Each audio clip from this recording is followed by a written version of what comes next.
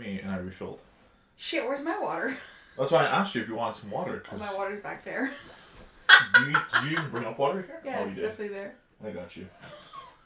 Should I bring you guys into this lover's quarrel about agua and... We've all been here where I take a sip of my water, I get accused that's not my water anymore. I've lost possession of what was previously mine. You know what that is? That's a sign of being irresponsible.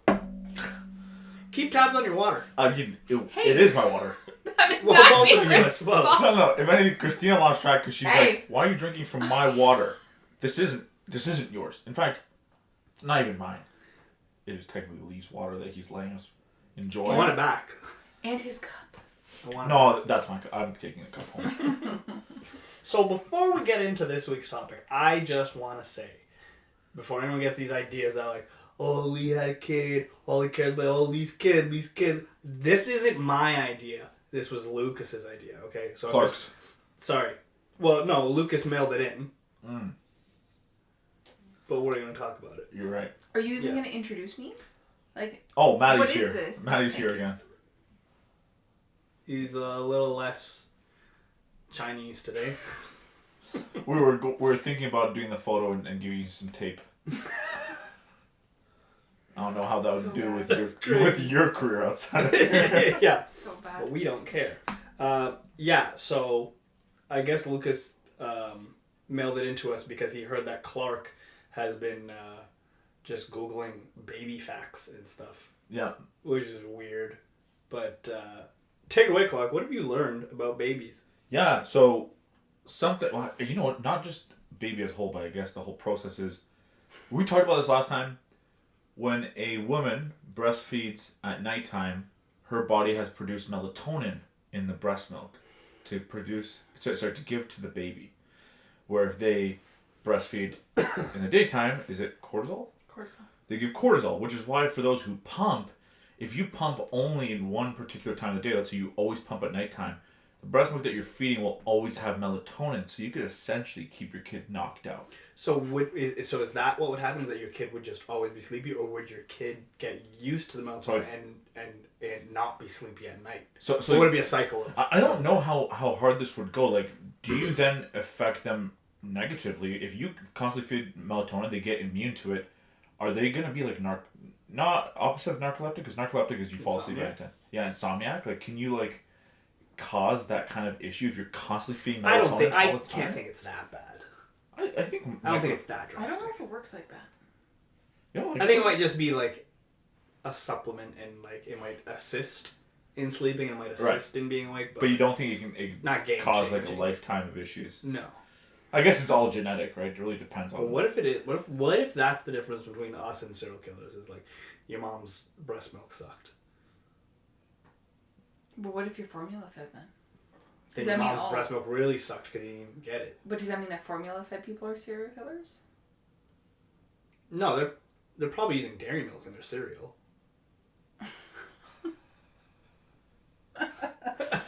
They use almond milk. They're definitely cereal. Yeah, you are a serial killer. Definitely. Or anyone who uses anything other than milk for cereal is kind of crazy. You ever use chocolate milk for cereal? Oh, this is completely off topic. You ever use chocolate milk for cereal? No, but that would be interesting. What'd you use it with? What cereal? You say some shit like Lucky Charms. Or if you say Cheerios, where it's like no need. I think I did cornflakes or something. That's or Shreddies. No. I did it with honey Shreddies. That's interesting. I think honey Shreddies, no, because chocolate milk's already way sweeter than milk. So the honey. Well, no one asked your opinion. True, you just asked me what I ate. I feel like it's gotta be something basic, or something double down on the chocolate. Yeah, double down on chocolate, like Count Chocula. Sure. Yes. No, you should try with honey Shreddies. Yeah. Nesquik with chocolate milk, is that too much? No. I don't think I've ever had Nesquik. Because that shit was bullshit. The whole mix it and you get chocolate milk at the end. You really didn't. Or maybe I just always poured too much milk in my cereal. I always pour too much milk, but that's why I love Cinnamon Toast Crunch. Yes. Cinnamon Toast Crunch. Even the hint of cinnamon. That milk after is great. That is god tier. If milk always tasted like that, I would. If it tastes like that with zero sugar, I'd be so strong. I could probably bite through anything. Name something. Name anything. Food object? Anything. Name anything. I could probably bite through it. Yeah. Like you're trying to anything couch. Yeah. True. It is anything. I should have said his car. No, my old one's stolen. So what have also another thing. This isn't really what you learned. This is what your expectation would be. So, you as a new father, when baby gets up in the middle of the night, do you feel like it should be a 50-50 split? Do you feel like there has to be a certain particular split? I don't think so. But like, do you feel like it should be like 70-30, 50-50, or do you feel like it's one person's responsibility to take care of that thing? That thing? That task. Jeez. That tasking. That's fair. No, I don't think there should be anything. I think you should work it out before the baby comes. Like, you and your partner should discuss, like, hey, come with a game plan. Mm-hmm. So I took 3 weeks off when Emmett was born. The first 2 weeks, once we got into bed, Emma and I would alternate feeds. But then the last week, before I went to work, we would start to practice for, okay, I got to be able to get up at 6 a.m. and go to work. So I would set alarms and wake up at 6 and just like walk around the house or go do something to just try and stay up at least until 10. And I said, if I can stay up till 10, I can make it to the end of my shift. Because I could go take like a 15-minute nap in my car or take my lunch and nap in my car. So I just got to be able to survive a little bit. So the plan we did for me to go to work is, since I'm leaving and I have to go to a place where I can't, whenever I want, take a snooze. Yeah. Whereas like when Emma goes back to sleep, she can take a nap as well. Was between 10 p.m. and 2 a.m. I take care of any feeds in there. So I usually give him a feed somewhere around 11, and then he'd wake up somewhere again around 12:30, maybe 1 o'clock, and I do those feeds, put him back to sleep, and then any feed after 2 a.m. she takes care of, and I get so that way she, depending on when she goes to sleep, could get a 4 to 6 hour stretch. Because if I fed him, let's say close to 2, he probably wouldn't wake up till 4, maybe 3:34. So she gets at least 3 to 6 hours of sleep, and then once I put him down at close to 2 or anything after 2 she gets, I get at least a 4 hour stretch before. Oh, makes good. Oh yeah. I think that makes actually really good sense. Yeah, right. That way we both get a little bit of a run, and then we get our little snoozes between the sleeps, and we're okay. We survive. Makes it hard. So, what made you think of 2 a.m. threshold? Since you work at 6, do you feel like 2 a.m. was still like, damn it, like? No, that's why I picked 2, is because it was one of those times when I was like, if I woke up in the middle of the night and I looked at the clock, when would I be? I could be, I'm still good. So like if I look at the clock, I'm like, I still got 4 hours to sleep. Fucking sweet. Because you are going from sleep to wake up and then back to sleep. Exactly. It's not like 4 hours is the only sleep. Exactly. Yeah, because I'd still go to bed probably after the first feed, which was like, let's say 11. So I'd probably get into bed at like 11:30, 12 o'clock. Mm-hmm. So I'd get maybe an hour and a half, wake him up, feed him again, and then I get my 4 hour stretch, which that was cool. Yeah, that's actually a solid. It's a good plan. It's funny though. I guess maybe the sleep was catching up, or maybe because people tell you about it all the time. Like as a new parent, like any sound your kid makes, you like shoot up and you like look in the bassinet and you're like, are they alive? Are they good? Like such a light sleeper. Any noise he made, I'd wake up and like look over, and Emma and I both would jolt up. And I guess it's either Emma got comfortable like, oh, Lee's up every time, or maybe the sleep got to her. But there was one night this week where we got the rule: anything after 2, she takes care of, so I can get some sleep before work. So he wakes up, he's crying. I look over, I look at my clock. It's like 2:10. I'm like, it's our shift. Like this is my time to go to sleep because I just fed him at like 1, so he's cluster feeding at this point. This is her shift. So I roll back over and he's still crying. Like I look over and she's like not even budging, not stirring. Like she's out. And I'm like, fuck it. Like I'm up. I got it. It's whatever. Yeah. Take him, feed him, whatever. Rock him to sleep. Get him back in his bed. Go back to sleep. I wake up. He's crying again. It's like a little after 3. Okay, he's still cluster feeding. He's going crazy. Look over. Emma's still asleep. And I'm like, okay, I'll do this one too. Do it again. Lo and behold, up until 4:30 in the morning, I'm doing all the feeds. And then she finally wakes up, she looks at me, and she's like, oh, like, I'm sorry, like, are you done? Like, do I need to feed him? I was like, I got him this time, like, I'm going to put him down. Like, you're good, go back to sleep. So I set him at 4:30, put him down. The next time I wakes up was at 6 when I'm getting ready to go to work. And she, like, wakes up again. I guess, like, the first wake up, like, she didn't even, like, wasn't really awake. She wakes up at 6 when I'm going to work, and she's like, wow, he had a really long stretch. And I was like, no, he fucking didn't. You had the long stretch. Yeah, you had the long stretch. Yeah. I've been up like every hour. But no, in situations like that, like you're almost happy. Yes, there was moments where I was like, fuck, like I want to go sleep. I'm like, Emma, come on, do your job. And then like I look down and like he'd like give me a smile while he shits his pants. I'm like, yeah, like I can't even be mad at this. Like, this Yeah. is great. Like, I love it. Now too, if you start getting to that mentality of like, it's your shift, you get up and do it. Like, not saying that you would say that aggressively, No. but just like the whole mentality of that's no longer my job. Like, it's almost like that's also like kind of like a backlash. Where like every so often, everyone has their faults. Shit Same thing happens. like my chores are laundry, hypothetically, and like every so often I'll still do it, Yeah. or vice versa, you'll do it because I lose track of it and stuff. Just have that neutrality, right? Yeah. Where people don't get it, because we were talking about this right before the podcast. Some people are just so black and white. This is what I agreed on. That is all. That is it. Not budging. Yeah, I'm not budging. There's no like leeway for it.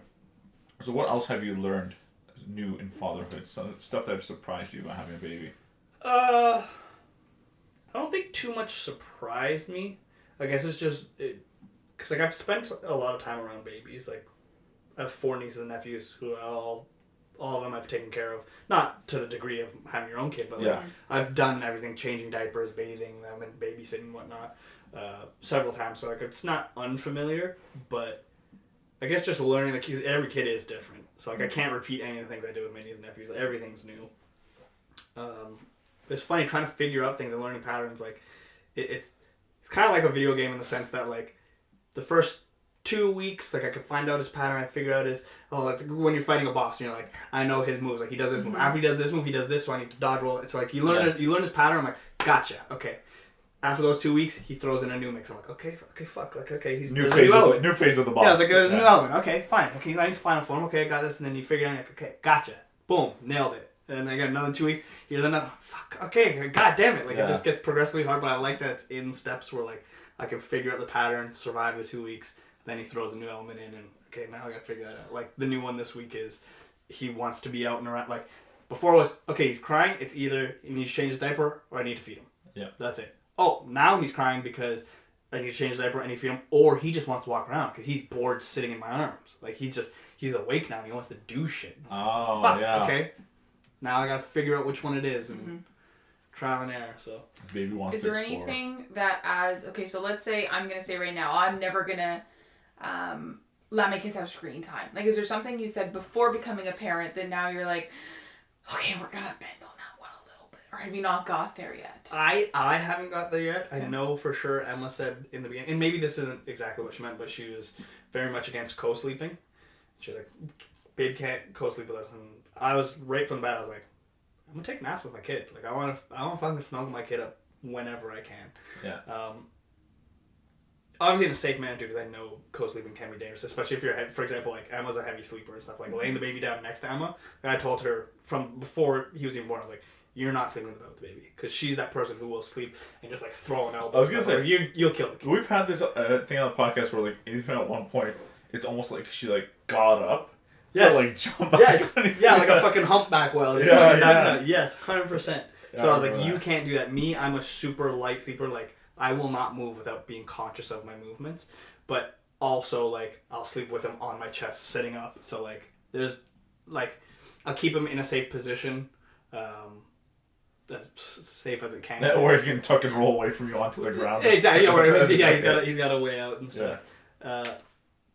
So no, I don't think there's anything that I said like hardcore nope that I would change yet. Anyways, We're at that stage of our life now where like there's just so many babies.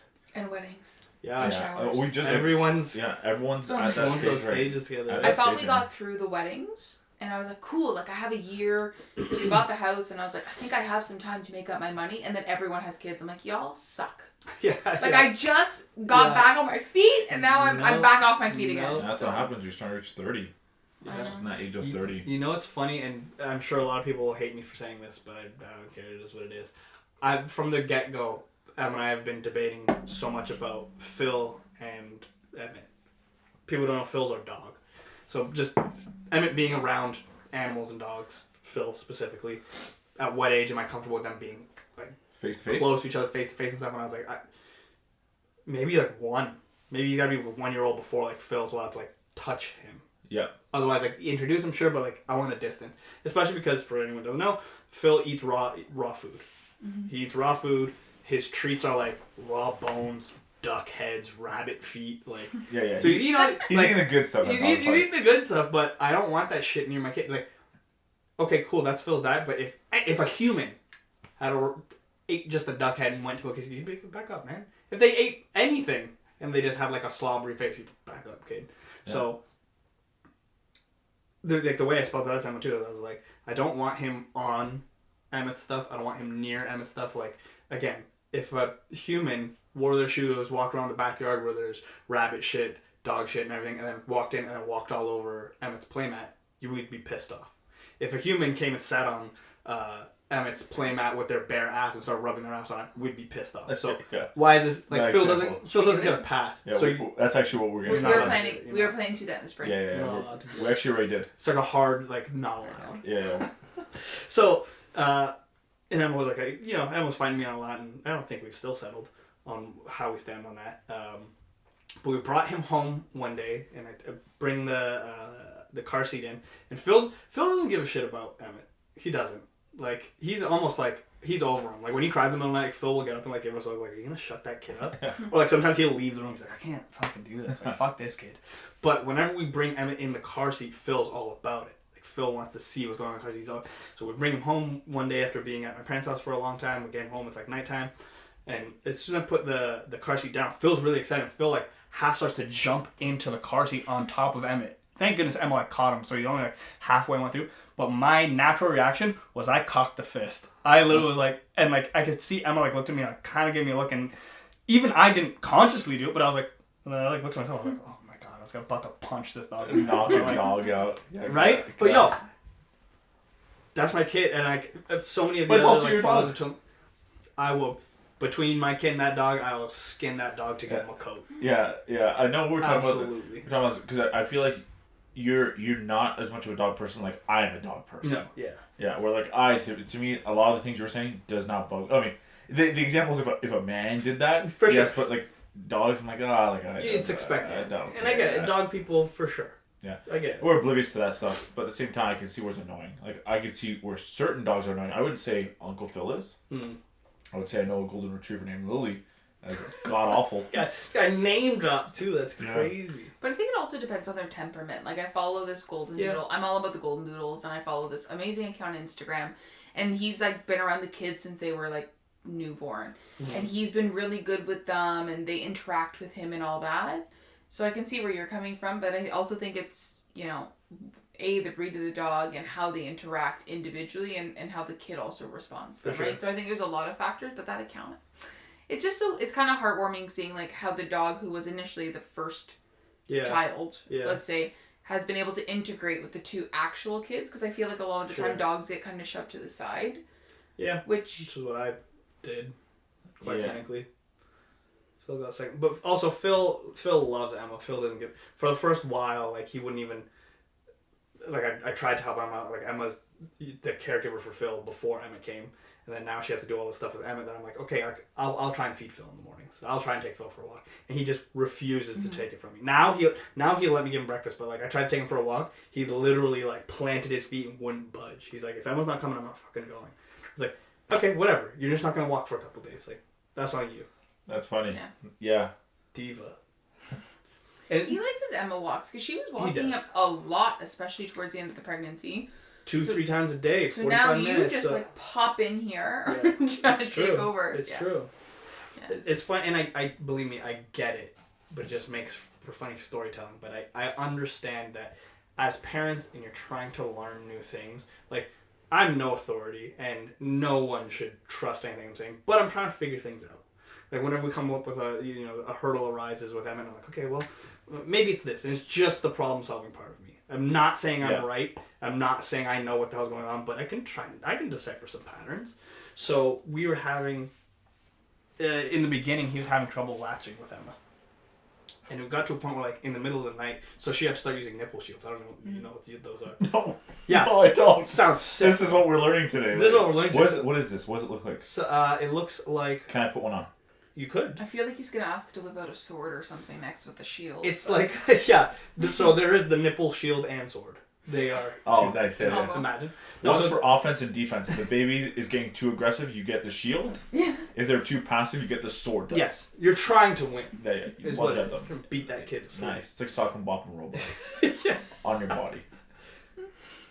Sock and boppers, and then Rock'em sock'em. Oh my You god, gotta you are infuse right. them. I think I've Infuse been them. saying That's it sick. wrong for like decades. Yeah, That's crazy. But you Yeah. do know this is the guy who's also like, you can kill 2 stones with 1 bird.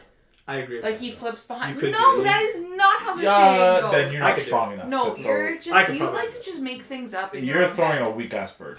Yeah. You're The bird's probably fine. She's just weak at throwing. Okay, you know what? Let's get back The on track bird's here. okay. No, let's get back on track. So nipple shields, what they are is basically it's a plastic. It's not quite a bottle nipple. It's just like a cone with like the holes in it, and then like a little areola of plastic that like suctions over your nipple. To So that, only like, expose the. not to just expose, but just so that the baby can latch onto the plastic better, and Yeah. then the suction will still pull them out. And they're still feeding, but the thing is there's a little bit of space between the actual nipple and then the end of the nipple, so they have to almost fill that, and then they get the milk. So they have to put in a little bit of work. So that's what Emma was using for a little bit, and now she's got them latched and everything's great and stuff. But in that time, like I would do my 10 to 2 feeds, plop that bottle in his mouth, and whatever. It was perfect. It was fine. And during the day, he would feed pretty well. But then between Emma's turns to feed, like 2 a.m. to 6 a.m., he'd wake up at like 3, and I'd notice, and would start to feed him, so I'd go back to sleep, and then I'd wake up for work, and she's still up, and she's still trying to feed him. But I wasn't sure if like maybe I fell asleep, maybe she fell asleep in the middle, and I'm just catching the second feed. Right. So I asked her, I'm like, oh, like what time do you wake up? She's like, oh, like I haven't put him down yet. So she's trying to breastfeed him for like 3 hours. Oh. Oh. And I was like, oh my, and she's stressed, but like, you know, she's handling it really well. And I was like, okay, we gotta figure this out. Like, you can't do this. Like, Yeah. you need to figure out how to do it and be able to get back to sleep. So we gotta figure this out. She's like, well, I don't know what's happening. I don't know what's different. And me just problem solving, I was like, well, when I feed him, it's instant milk because the milk is right at the end of the nipple. As soon as he sucks, he's getting milk. Yeah. Right away. Yeah, no effort.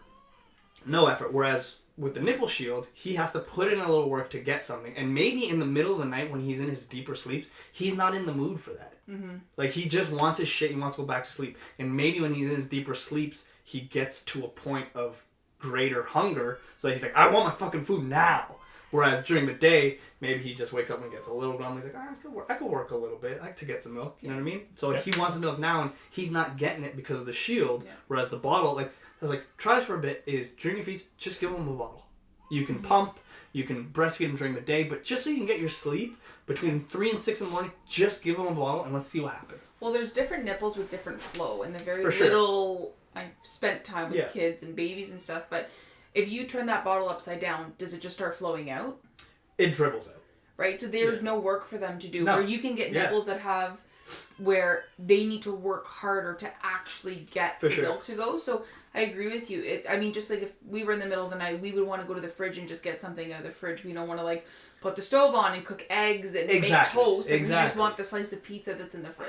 100%. So that's great logic. Yeah, that's a good analogy. But so the funny part though is, so I'm like, just try the bottle, please. Like, just for your own. I just want you to be able to sleep. I'm gonna feel like shit when I go to work and you've been up for 3 hours and I'm not here to help you. A couple of days go by and I wake up in the middle of the night and she's still trying to breastfeed. I'm like, please, just humor me. Try the bottle. Let's see what happens. Yeah. She did it once and it worked. And she's like, I'm gonna try and breastfeed him again. I'm like, just okay, get your sleep, but whatever. Again, what the fuck do I know? And you shouldn't take what I say as the written word, right? Yeah. Exactly. So then she went to a lactation consultant. And they gave her all this great advice. She comes home. A lactation consultant. And she tells me, she's like, hey, so the lactation consultant says, you know, like, it's because there's instant gratification when he gets the milk from the bottle, but he's got to work for the nipple shield, whatever, and like, blah, blah, whatever. Saying exactly what I said. And again, I get it. That's a professional. Yeah. They said it. They reinforced what I was thinking. Take their word.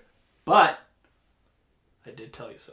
Yeah, you did. I did tell you so. I think often it's hard and like seeing a lot of patients go through fertility issues, and I think it's hard when, you know, your body is meant, in eyes, your body is meant to do that. You should just be able to breastfeed. It should just be easy. Yeah, it's and I think especially when you're not having that normal experience that one wants, where you're struggling a little bit more, it's like, even though you know that doing a bottle is probably better, you're like, no, I'm going to do this because like I know I can do this, and if I don't do this, I'm not going to feel good about this, and I feel like it's the societal norms, even still, of you have to breastfeed. Of course, breast is best. We know, we understand that, but I think there's so much stigma, like even with my family and my cousin who had a baby, she was shamed for using formula to top up when she was doing breastfeeding, and it was a lactation consultant that shamed her. Oh, that's crazy. And she was like, I just want to do what's best for my baby, and like you can't fault someone who's just trying to do what's best. And for sure. A little bit of education, I think, with all of us, when your partner says something, you're like, okay, yeah, and then you hear it from someone who's professional, and you're like, yeah, okay, all right, okay, sure, it's yeah. fine. So what is the difference in terms of quality when it goes from directly from the nipple in comparison to you pumping? Like obviously it's not as fresh. Nothing. But yeah, nutritional value, everything is the same. Nutritional value, everything's if she were to breast pump, put it in the fridge, give me a bottle, and I give it to him 6 hours later versus just straight from the teat, temperature of milk, and that's it. So then, is there really much of a difference then? Like, what prevents you from not just bottling the entire time? I'm assuming less pumping, obviously, because pumping is probably annoying. I don't know if it affects their supply and demand, though. That's the thing. Like, if you don't pump all the time, like, you can slowly, if I'm right, you can slowly start to lose the demand. Right, yeah. Because your pump, let's say you only pump once a day, for example, and then you supplement with formula and stuff, you'll eventually... But I mean, there's no not demand. supplementing from formula, just separating from pump to direct breast. Like only feed with a bottle, but always pump. Always be pumping, but only feed from a bottle. I'm sure there's evidence. Just to make it, like, let's say, like physically more easy in terms of like the actual that part. I think the only downside to that is just the bond between the mom and the kid. Yeah, and there's like some like neural links and whatnot of them feeling the warmth of the breast on their nose and things like that. But as far as like nutrition value goes, I don't think there's any difference. Oh, interesting. Yeah. Yeah. No. Which is weird. I mean, I wouldn't expect much of a difference. It's coming from it's literally the exact same thing, just later. Exactly. It's crazy too because like Emma's at a point now where like she like pumps a fucking shit ton. We have like these jugs in the fridge. We have like a full like a pitcher that has like this like little like cool gizmo like where you like pull it up and down and it like mixes the milk because like it will separate. Yeah. So like you just like mix and stuff. And like in the beginning, like maybe TMI, whatever. We're talking about babies. She'd like hand express into a shot glass, and we'd collect like literally milliliters at a time. Yeah. And we're like, okay, crazy. And now at a point where I go in the fridge and pull out a fucking jug filled with milk that looks like I bought 2% milk from the store, and I fill up a bottle. And I'm just like, it's kind of trippy looking at me like all of this came from Emma's tits. Like that's so weird. And you can freeze it. Yeah, we've frozen a bunch of bags and stuff. Cool thing, apparently is. You probably know this, maybe you know this too, but if Emma gets sick, apparently they encourage you to pump when you're sick and label those bags with what sickness you had, freeze it, and then if the baby gets the same sickness, you give them that milk because your body's ability. Antibodies? Yeah. Like that's so cool. I didn't know that, but I guess it's like the whole same thing as like the melatonin thing. Like, you just carry on the same thing. Yeah, but it's just crazy. I just know that also like you have to be careful about drinking caffeine at certain points because, like, for example, if it's at nighttime and you might be like up for later, but your baby's about to go to sleep, you had a can of Coke. It's like, oh, shut that shit off right now. Like, you're not gonna breastfeed for like a few hours. I believe they were saying the best time to drink something that you're not supposed to drink is while you're breastfeeding, because that produces for the next batch because it's like, okay, it's not gonna go into circulation until they're done feeding anyway. Then it starts actually going. Exactly. Interesting. Yeah, which is neat. But yeah, about the breast milk being like breast is best. When I got sick earlier. I got sick late last week. As soon as I felt the tick in my throat, I was wearing a mask at home and stuff. I do not want to pass this to him. Like, he's too young, and I just don't want to deal with stress because baby has a fever. You take him to the hospital. I don't want to fucking deal with that. And then, boom, one day he sounds a little congested. I'm like, fuck! I passed it to him. I'm so pissed at myself. Like, fingers crossed for a speedy recovery, and that if he doesn't build a fever, and we have to take him to the hospital. Did you get him a get well soon card? Yeah, I got him flowers, the little like balloon teddy bear and everything. Yeah. And then like a day and a half, he kicked it. He had a stuffy nose for a couple days, and then perfectly fine. I'm still like recovering, and I was like, "What the hell?" Like, send me some of that breast milk. That was crazy. Yeah. Like, that is superpower. This guy just went right through it. Yeah, that's so. I mean, I guess. I don't know. Is it because their size that they just pass through it faster because all their cells? Maybe, but I assumed it would also be that they would take it on harder. I was gonna say, but does that mean shorter people get sick for less? Oh shit! Because mass, right? I know with certain things like COVID, like people with overactive immune systems actually got hit harder. So kind of in COVID, kids weren't getting hit as hard because they didn't have as developed as an immune system as we did. Very interesting. And then people with extra immune systems like me, I got more sick than my parents did who are in their 60s. Mm. So my body just overreacted more to it. So I don't know if Interesting. that could be the same kind COVID of just theory. wanted the tougher battles because why would they waste their time on this? On old this people? schlep? Yeah, I Schlep with like 3 antibodies total in their body. You know what? Sorry, I'm kind of going back to what you were thinking. Maybe short people are better off with illnesses because when you don't get sick often, but when you get sick, you're dying. Me? Yeah. Yeah, From the pretty much. time that I've known you, for like the past 10 years I've known you, anytime like you don't call in sick to you show up to work sick, but whenever you call in, it's because like this guy's he's dying. Like, I'm bedridden. Like, Yeah, like legitimate, like not man cold bedridden. Like Like no, bedridden. you're Death not is- a man cold. death is- You're not. on its Yeah, way. yeah, like And it's because I you're am- tall. I am fighting. Yo, it is because of my height Yeah. Oh, true. God. or the size of my feet. Because clowns, well, I've never seen a sick clown, which usually means that they're probably in isolation, like hardcore, when they are sick. Maybe you've never seen a sick clown because when they get sick, they die, and you just don't know what they look like because they have the face paint on, so someone just takes their place. It's true. I don't see the same clown more than once, which means they must have gone sick between Yes. the times of me seeing them. They've been Definitely. eliminated from this planet. 100%. That's actually. That's. Have you ever seen the same clown twice? Yes. I can't. I've seen Maddie a few times. Several. Several. That's a good point. I've seen the same clown a couple times, and he looked the same. I think his name was Doo-Doo the Clown. I think he came to my birthday. Doo-Doo the clown. Pretty sure it was And Doo-Doo so the you Clown. have you ever seen him sick? How old was I? 24. Do you know? Uh, Do you know if he's been ever sick between the times of you seeing him? I don't know. I was like 5. I didn't ask him these questions. So you sure he looked the same? It was probably Positive. some, and it's someone who looked pretty. No, he probably had the he same acted face the same makeup. way. No, I'm pretty sure. That's You interesting. can ask my mom. Do you want her number? You can call her. You know what's interesting? Because Christina, whenever Here it I hang goes. out with the guys, you'll be like, "What do you guys even talk about? You get no information." You talk to a clown who literally has one chance in life, like his whole survival based on not being ill, and you didn't ask him how he was feeling. You're trying to compare my That's pretty crazy. 5-year-old self to you talking to your friends when I say, "Oh, how's this?" I don't know. What about this? I don't know. Did you ask about this? Nah. So what did you talk about? How can you even Well, to be honest, compare- your questions are a little too vague. They're obviously I'm not gonna have a good answer. What about this? What about what? Like, Well, I'm what? not Give me gonna- specifics. No, Okay. I'm joking. I'm joking. Okay, no, but it's true. Like, just a whole obviously another topic, but it's just so funny that when we hang out, talk about like things. Nothing. Which, like, we'll be like, "Yo, did you hear about Pal World?" And like, we'll talk about video games for like 2 hours, but I'll be like, I'll come home. Did you ask Alex about how his mom's doing after she got her car stolen? Oh, completely forgot to do that. Or when your car got like when you Yeah. had your car and I was like, "Oh, did Lee get like did they figure out Lee's car?" I don't know. Well, you didn't ask him? We'll see him on Friday. I'm like, "It's Tuesday." Yeah, she But, wanted. like- it's And like, you'll see me on Friday. it's Yeah, like, but but I- what is this information going to benefit me knowing earlier when I can't do anything about Because it? the guy got his car stolen. It's just showing empathy I mean, and like concern for your we friend. did say, "Oh, that sucks, dude." And that's No, that's and then is you went and made a literally car all I joke. expect. What? Literally all. I You expect. said, "Oh, that sucks, dude," and then, "Oh, Lee, why don't you go pick up the food?" Ha ha! You can't. You made some lame ass joke JK, like that's that. jokes. That's what I expect. He Did I say did. that? Yeah, That's what I expect.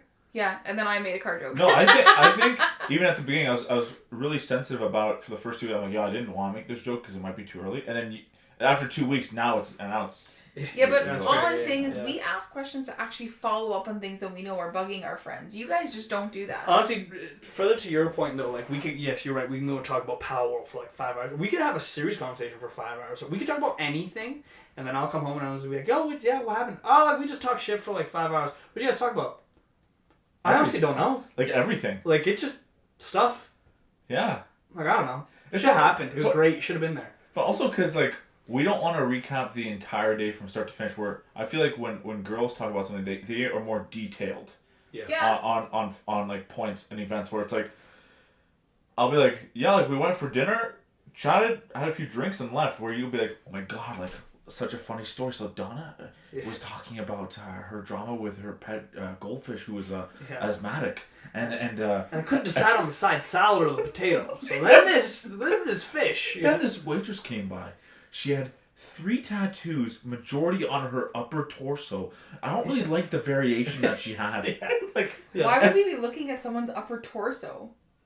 Like, was- what kind of where do we go for dinner? Upper torso could just be their face. You do Or not the shoulders. do not look at their eyes Is when your you talk to torso them. not deemed like your chest? Is this not your torso? I'm not a nurse. Me neither. Crazy. All I'm saying is we have different types of conversations, and I like to believe we get more information than whatever you guys talk about. But you get you might get more information, but we get the right information. But also, you guys get we get quality. You guys get information that later stresses you out. We get information which later gives us like, oh, like I'm looking forward to this now. I didn't know I could do this. I don't know. I'm like pretty stressed out that the Vampire Lord Dice Throne's in fucking Montreal and I can't get it. I'm kind of stressed. I'm a little stressed. You don't have the Quebec version of everything. The cards are probably French, and I don't want to do that. No.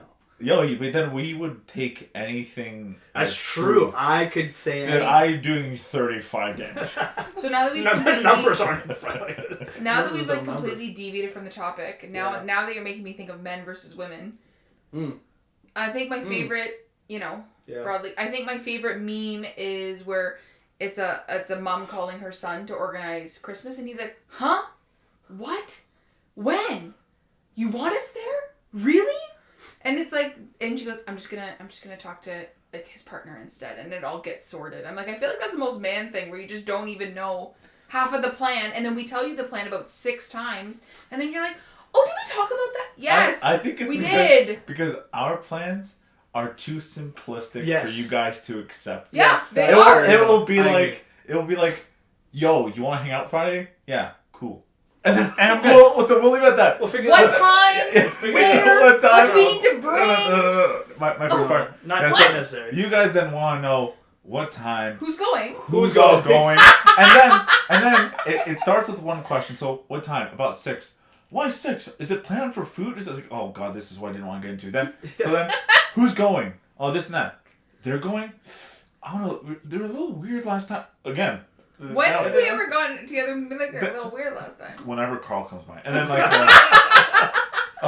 and where? I don't know. We'll see if they are cool with having us over, I guess. But then like what will happen is be like, yo, I'm free around 6. Like I'll be the date. I'm free around 6. Yo, when are we meeting or where are we meeting? Like that kind of stuff. Like clarify throughout the day. But at least we know that day we're set, because for the most part, like, not that I make my whole day on those plans. Like I figure we'll be chilling in the evening unless we specify otherwise. In the evening. What are your thoughts? I feel like this is a girl versus guy thing too. Okay. What are your thoughts on? Let's say you ask me, "Hey Lee, what time do you want us to come over?" And I say, "Whenever you want." I hate that answer. I see. Because do you think you're whenever you want? Do you think pick you're a time? We're good. But do you think you're the only plan I have in a day? Which is exactly why I say whenever you want. No, because so whatever works around your schedule. What if? Do we need to bring food for dinner? Like, what if we come? What are we coming at 2? Are we coming at 4? Then we'll figure it out when you say when you want. But when you say whenever you want, I'll come over at 9 a.m. I don't think you're gonna want me at 9 a.m. If I say whenever, if I leave it in the open. Yeah, I'll only next time we're going at 9 a.m. I will only say whenever once like I've already finished all my other tasks. Like let's say today is an example. I told you like anytime after 6:30 and we'll be good, because for the most part, no, after 6:30, okay, we've done everything we need to at that point. But also, what bugs me about saying something like after 6:30 is like, so let's say when we're making food and we're like, hey, everybody come after 5. Okay, well, you guys coming at 5:30, 6:60. Like, when do I have to prepare stuff? I think food arrangements are like the one variable that may throw things out, or anything that's like a ticket, like a obviously a time movie theater. Sure, obviously. Sure.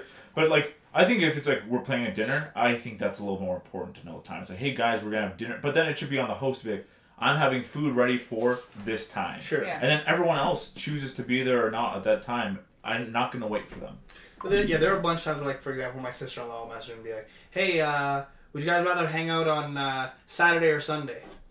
And I'll message, whatever works for you. And then I was like, Lee, that's not a helpful answer. I was like, sure it was. It's whatever works for her. If she has a preference between Saturday or Sunday, it's that day. Because I don't have a preference, I'll do either. So she can make the call. Yeah, as long as you don't flip-flop and then I choose a day and you're like, actually, I'm like... Then we got it. Now it sucks. Now it sucks. I just feel like I don't like the whatever time you want. I like that come after 3. How about between 3 and 4? How about... Okay, so what if I said anytime after midnight? Now you're just being a jerk. But I follow your rules. No! I think if someone gave me that large of a threshold, I'm going to intentionally choose it. You're going to set an alarm, wake up at 3. Yeah, I would do that. If someone actually did that just for shits and giggles and it was like a day off, I'm like, I'm gonna fuck with them. I'm going to show up at the door at 4. That's crazy. We're probably long over time, aren't we? Oh, yes, we are. Let's talk about what it's not that crazy. Yeah, we're not bad. We're not bad, guys. I hope you guys learned a lot about babies and guys versus girls. And How chicks need too much. Because we're talking about babies and how girls are sometimes being babies about these plants. It's true. Just remember who you live with. And who you have to go home to. Home with. Home to would She's involve gonna you reach. there She's first. gonna. She She runs. runs. You know what? I'm gonna take your car and then you're gonna have to walk home. Can you take the Doomlings case with you? It's really heavy. Can you just have one conversation without talking about Doomlings? You know what? It only can't. happened because... I Oh, can't. yeah, that's true. You know what I would be thankful for? Hmm. Actually, what I'm thankful for... No, what I would be thankful for is if Lucas just stopped talking about Doomlings once in every conversation. You know what I'm thankful for? Doomlings. Doomlings, an interactive, fast-paced card game. Players 2 to 6. So, Lee, what for are you thankful for? Ages 6 plus. It's easy, simplistic card game. Get yours today. You know what I'm grateful for, and I haven't found it yet. If you guys know of anything, you can tell me about it. But I'm grateful for. I'm looking for a fast-paced, simplistic card game, 2 to 6 players, interactive. Ages like 6 plus. Looking 6. Yeah, like 6 plus plus. would be good. Yeah. I'm trying to find something like that. You like colors? But I love colors. Then you'll love Doomlings. Oh my god! Interactive, 2 to 6 players, 6 years plus. Simplicity? You know what? You know, I'm gonna say 6 Fast years paced? plus is a little ambitious because some of those cards sometimes I have to ask for clarification. So am I the idiot or are they mislabeling the product? It's me. Thanks, guys. On that, Now we know. Doomlings. Podcast sponsored by Doomlings.